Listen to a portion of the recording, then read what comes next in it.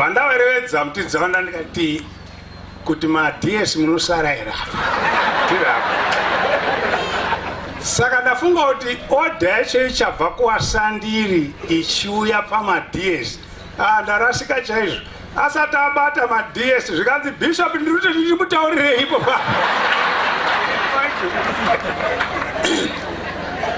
Problem yatinoda kuti tikonzere kuna Maigwiriri kuti abvire kuzoti nhamo yaanayo haina omborongwa usiku ba, yakarongwa pachiringaudzi yekuti Mwari asasiye mai avo.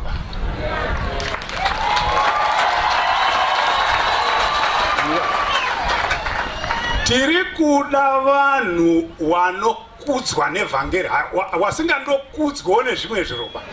Usamboite bakuzopindura tsamba inoti ndaneta, Mwari aramba achikuvhutidzira, ndio problem yatakukonzerera iyi. Enda wagara ako pasi.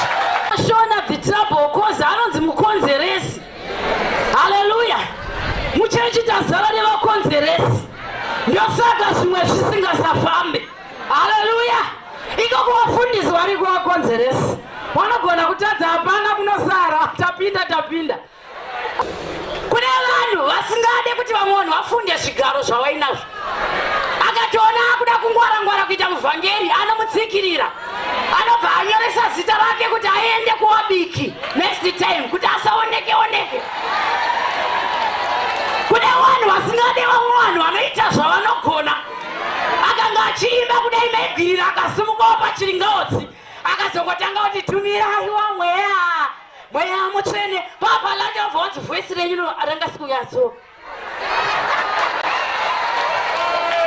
Asi Moses anga Joshua haana kumboitira Joshua godo. Kune vanhu vane godo regendi vadaidzire ipa. Akatoona kanhu kamunhu kaakusumukawo kuparidza kanongotsikirirwa pasi. Vafundisi hazvidi kuti umbondiudza kuti muri mufundisi.